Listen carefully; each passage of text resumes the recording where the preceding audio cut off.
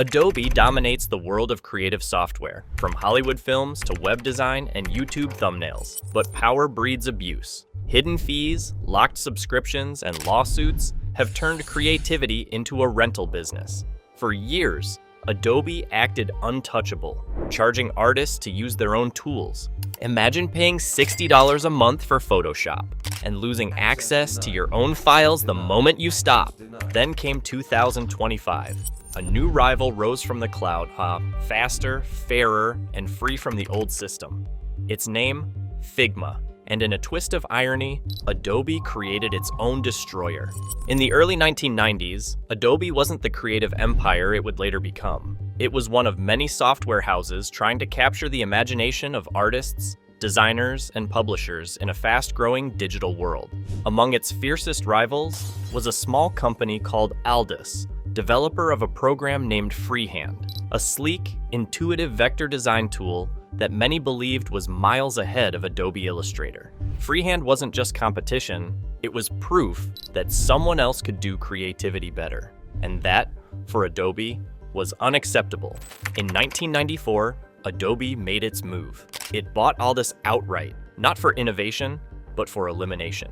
The plan was simple: absorb the rival, control the market, and kill the threat. But regulators noticed. The US Federal Trade Commission intervened, forcing Adobe to sell off Freehand and forbidding them from buying it back for 10 years. In the FTC's words, the deal would have substantially lessened competition. It was a clear warning. You can't own creativity by buying every competitor. Yet Adobe waited, quietly, patiently, and the moment the 10-year restriction expired, it struck again. In 2005, Adobe acquired Macromedia, the company that had since purchased Freehand. The acquisition was pitched as a merger of innovation, but designers knew what it really meant. Within months, Freehand updates stopped, development froze, official pages vanished from Adobe's website. Loyal users were told to migrate to Illustrator, as if their favorite tool had never existed. It was a textbook buy-to-kill strategy, one that would later define much of Silicon Valley, and this time, no regulator stepped in. Adobe's monopoly over design software was complete, but the story didn't end quietly. Thousands of furious artists and illustrators banded together to form the Free Freehand organization, launching an antitrust lawsuit accusing Adobe of a series of anti-competitive acts designed to kill Freehand instead of competing on product merit. Their complaint painted a picture of a company more interested in control than creativity. Adobe has violated federal and state antitrust laws. It read, "They have abused their dominant position to stifle innovation." The case was eventually settled out of court, with no justice served, no code released, and no apology given. Freehand was gone, buried beneath corporate paperwork, but the precedent was set. Adobe had learned that killing competition could be far more profitable than beating it. And as it transitioned from selling software to renting it through subscriptions, that hunger for control only grew stronger. From that moment on, creativity would no longer belong to the creators. It would belong to Adobe. When Adobe killed Freehand, it didn't just eliminate competition, it eliminated ownership. In the years that followed, the company discovered something even more profitable than selling software: renting it. What began as a business model quickly became a trap. In 2012, Adobe unveiled Creative Cloud, a sleek name for what was essentially a subscription cage. No more one-time purchases, no more owning the tools you depended on. Instead, users would pay monthly for access to Photoshop and Illustrator, Premiere, and the rest. It sounded flexible, modern, and fair until you looked closer. Buried deep in the fine print was the twist. The monthly plan wasn't monthly at all. It was a yearly contract disguised as a monthly payment. Users who missed that detail learned the hard way what it meant to cancel. Adobe offered a 7-day free trial, but once the 14-day grace period ended, you were locked in for the rest of the year. If you wanted out early, Adobe demanded 50% of the remaining contract value upfront. Customers called it the Adobe trap. Reddit threads and YouTube videos exploded with outrage. "They just charged me $180 to cancel Photoshop," one user wrote. "I thought it was month to month." Another called the experience a digital hostage situation, and it wasn't an isolated issue.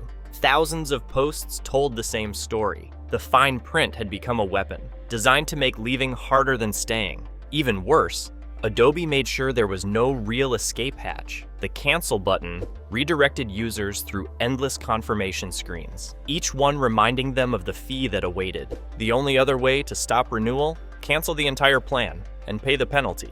It was manipulation by design. The shift from product to service wasn't just financial, it was psychological. By removing ownership, Adobe removed autonomy. Artists no longer bought their tools. They leased them, like tenants in a digital apartment complex. Miss a payment, and your files became inaccessible. Years of creative work could vanish overnight, and the profits spoke for themselves. Within 2 years, Adobe's recurring revenue doubled. The company proudly told investors that Creative Cloud enhanced customer retention.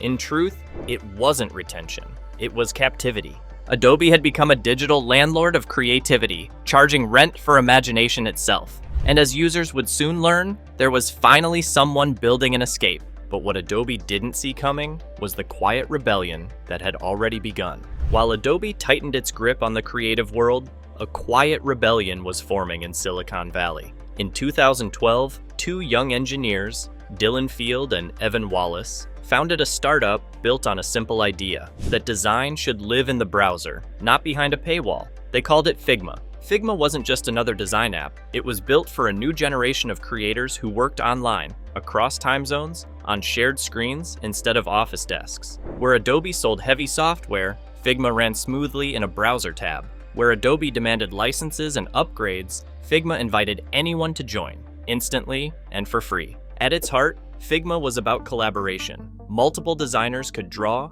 edit, and comment in real time. No exporting files, no version final.psd. It felt modern, democratic, and accessible. Teams that had been paying hundreds each month for Adobe's bloated ecosystem suddenly had a clean, elegant alternative that cost them nothing. Its free tier model spread like wildfire through schools, startups, and agencies. Students who once pirated Photoshop could now design legally. Small companies could build prototypes without waiting for corporate approval. For the first time in years, creativity felt open again. Adobe noticed and panicked. Figma was doing what no one else had managed, breaking its monopoly from below. It wasn't competing on marketing or legacy, it was competing on speed, simplicity, and fairness. And users loved it. By 2021, Figma had become the go-to tool for UI and product design, powering companies from Microsoft to Airbnb. Its community thrived, its plugins flourished, and its reputation as the anti-Adobe only grew stronger. That's when Adobe decided it would rather own the threat than face it. In September 2022, Adobe announced plans to acquire Figma for $20 billion, the largest deal in its history. On paper, it was framed as a partnership. In reality, designers saw déjà vu, forums filled with dread. "They're gonna kill it like freehand," one user wrote. "We can't let them do this again." What had started as a symbol of creative freedom was now staring down the same monster that once devoured its predecessors. And this time, the stakes were higher, because Figma wasn't just another rival, it was a movement. At first, the deal looked unstoppable. Adobe, the global titan worth hundreds of billions, was ready to absorb its most dangerous rival. For regulators, it was déjà vu, the same pattern repeating itself. But this time, the world was watching. Almost immediately after the $20 billion merger announcement, governments began to push back. The UK's Competition and Markets Authority, CMA, launched an investigation, warning that the acquisition could substantially reduce innovation for the millions of designers who depended on Figma. Across the Atlantic, the European Commission echoed that concern, calling the deal a direct threat to creative competition. Even in the US, lawmakers who had previously ignored Adobe's dominance began to question how much control one company should have over digital design. Months passed. Both sides submitted documents, held hearings, and lobbied officials. But no matter how Adobe spun it, the optics were terrible. The company that once killed freehand was now trying to swallow the one platform that had freed users from its ecosystem. Public sentiment turned sharply. Designers rallied on social media with hashtags like #SaveFigma, signing petitions and publishing open letters begging regulators to stop the merger. By late 2023, the writing was on the wall. Adobe couldn't convince regulators that this wasn't another monopoly grab. After more than a year of delays, hearings, and warnings, the deal quietly collapsed. Adobe officially backed out in December 2023, not because it wanted to, but because it had no choice. Then came the twist that no one saw coming. Buried in the acquisition contract was a reverse breakup fee, a penalty Adobe had to pay if the merger failed. Within 3 business days, the company wired $1 billion in cash directly to Figma. It was poetic justice. The empire that tried to buy its rival ended up funding it instead. Overnight, Figma's war chest tripled. Its total lifetime funding had been just $333 million. Now it held more than enough to scale, hire, and expand at record speed. For Adobe, it was humiliation. For Figma, liberation.